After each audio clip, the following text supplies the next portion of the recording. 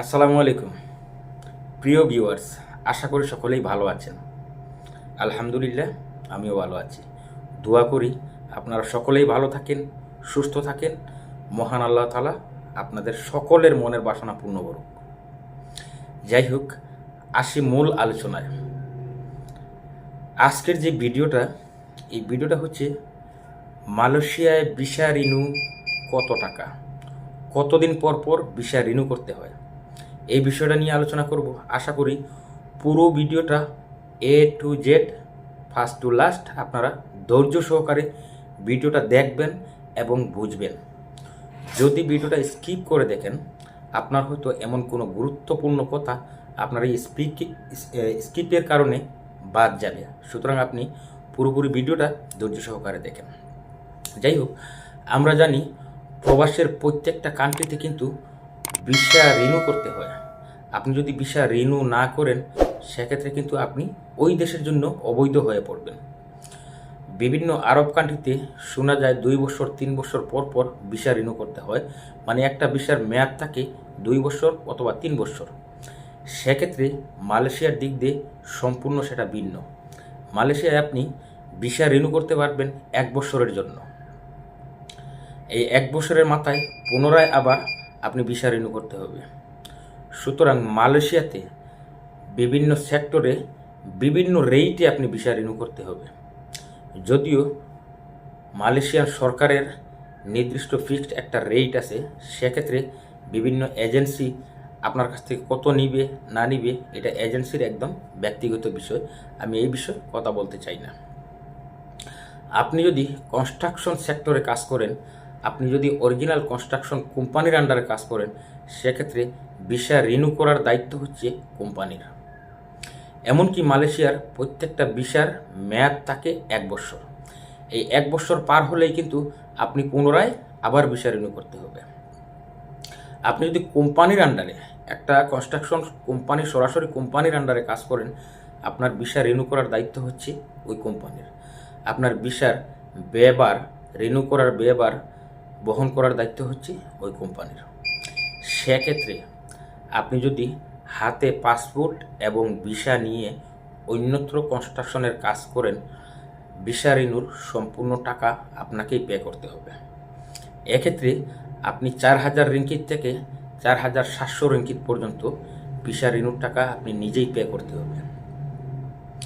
আপনি যদি অন্যান্য সেক্টরের ভিসা, হাতে পাসপোর্ট এবং ভিসা নিয়ে বাইরে কাজ করেন, সেক্ষেত্রেও কিন্তু আপনি নিজে এটা পে করতে হবে এজেন্টকে। 4000 থেকে সর্বনিম্ন 4000, সর্বোচ্চ 4700 টাকা। এটা বিভিন্ন এজেন্সি বিভিন্নভাবে নেয়। কেউ হয়তো 4000 টাকা নেয়, কেউ 4200 টাকা নেয়, কেউ 4500 টাকা নেয়, কেউ 4700 রিঙ্গিত নেয়।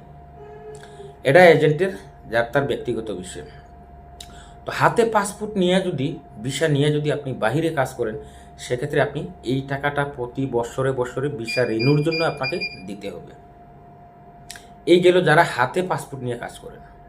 আর যারা হাতে পাসপোর্ট না নিয়ে কাজ করেন, সরাসরি কোম্পানির আন্ডারে, কারখানার আন্ডারে, আপনাদের ভিসা রিনিউ করার দায়িত্ব সরাসরি ওই কোম্পানির বা ফ্যাক্টরির বা কারখানার। অনেক কোম্পানি আছে, ভালো করে বুঝবেন এবং ভিডিওটা একটু শেয়ার করবেন।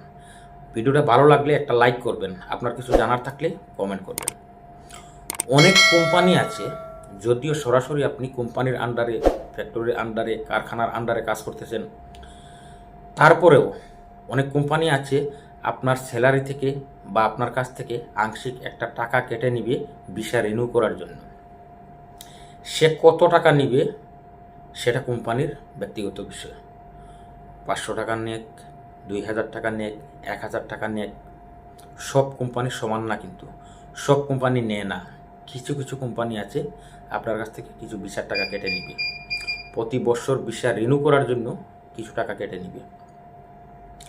আবার অন্যদিক দিয়ে অনেক কোম্পানি আছে ভিসা রিনিউ করার জন্য আপনার কাছ থেকে কোনো ধরনের টাকা নেবে না। এটা কোম্পানি সরাসরি আপনাকে ভিসা রিনিউ করে দিবে। প্রত্যেক বছর আপনাকে দিয়ে মেডিকেল করাবে, ভিসা রিনিউ করবে। আপনি বুঝতেও পারবেন না আপনার ভিসা রিনিউ হয়ে গেছে, আপনার শুধু মেডিকেলে যাবেন, মেডিকেল করবেন। আবার যারা মনে করেন, বেশিরভাগ ক্ষেত্রে দেখা যায় হাতে পাসপোর্ট নিয়ে বাইরে কাজ করে, সে যে কোনো পাসপোর্টই হোক, যে কোনো বিষয় হোক, কনস্ট্রাকশন হোক, পাম বাগানের হোক, গার্ডেনের হোক, সার্ভিস সেক্টরের হোক, বা আরও অন্যান্য রেস্টুরেন্টের হোক, সেলুনের হোক, যারা হাতে পাসপোর্ট নিয়ে বাইরে কাজ করেন, এটা এজেন্টের বিভিন্ন একটা রেট থাকে। আমি তো আগেই এটা বলছি, কেউ নিয়ে 4,000 টাকা, কেউ নিয়ে 4200 টাকা, কেউ নিয়ে 4500 টাকা, কেউ নিয়ে 4700 টাকা, আবার কেউ নিয়ে 5,000 টাকা। এই প্রতি বছর আপনি এই টাকাটা এজেন্টকে বায়ার করবেন, মানে এজেন্টকে দিবেন, এজেন্ট আপনাকে মেডিকেল করাবে, ভিসা করবে। আপনি যদি এই টাকাটা না দেন, তখন এজেন্সি আপনার মেডিকেল করাবে না, ভিসাও রিনিউ করাবে না। সেক্ষেত্রে আপনি অটোমেটিকলি আনডকুমেন্টেড হয়ে যাবেন। আর এই দেশে আনডকুমেন্টেড হয়ে কাজ করা কিন্তু অনেক কঠিন, সেটাও নিয়ে একটা ভিডিও দিব। এই জন্যই বলছি, ভিডিওতে একটা লাইক দিয়েন, চ্যানেলটা সাবস্ক্রাইব করে রাখেন, যাতে পরবর্তী গুরুত্বপূর্ণ ভিডিওটা সাথে সাথে আপনার কাছে চলে যায়। এই যে ভিসা রিনিউর টাকাটা আপনি যদি বাইরে কাজ করেন, সেটা আপনার মাথায় থাকতে হবে, আমার ভিসার মেয়াদ আসে কতদিন, আমার এতদিন পরে আবার ভিসা রিনিউ করতে হবে। আপনার ভিসার মেয়াদ শেষ হওয়ার আগে আপনার এজেন্সি আপনাকে কল করবে যে আপনার ভিসার মেয়াদ এত তারিখ শেষ, আপনি টাকা জমা করেন, ভিসা রিনিউ করতে হবে। তারপরেও এটা আপনাকে মাথায় রাখতে হবে যে আপনার বছর শেষ হইলে 4 থেকে 4,700 রিঙ্গিত আপনার প্রয়োজন। যারা পাসপোর্ট হাতে নিয়ে বাইরে কাজ করতেছেন বা করেন, এই মালয়েশিয়ায় অনেকে আছে কিন্তু উনি জানেই না যে উনার বেতন থেকে ভিসা রিনিউ বাবদ কত টাকা কেটে নেয়। অনেক আছে, জানেই না। সুতরাং যারা মালয়েশিয়ায় নতুনভাবে আসবেন, আপনাদের এটা জানা উচিত যে মালয়েশিয়া ভিসা রিনিউ করতে কত টাকা লাগে বা ভিসা রিনিউর মেয়াদ কতদিন থাকে। আমি আবারও রিপিট করছি, মালয়েশিয়াতে ভিসা রিনিউর মেয়াদ 1 বছর। প্রতি বছর আপনাকে ভিসা রিনিউ করতে হবে। ভিসা রিনিউ করতে হলে কোম্পানি বেঁধে বা এজেন্সি বেঁধে এটা ভিসা রিনিউর যে টাকাটা আছে, এটা কিন্তু বিভিন্ন আকারে এটা ধারণ করে, 4,000 থেকে 4,700, আবার অনেকে দেখা যায় 5,000 রিঙ্গিতও ভিসা রিনিউর জন্য নিয়ে থাকে।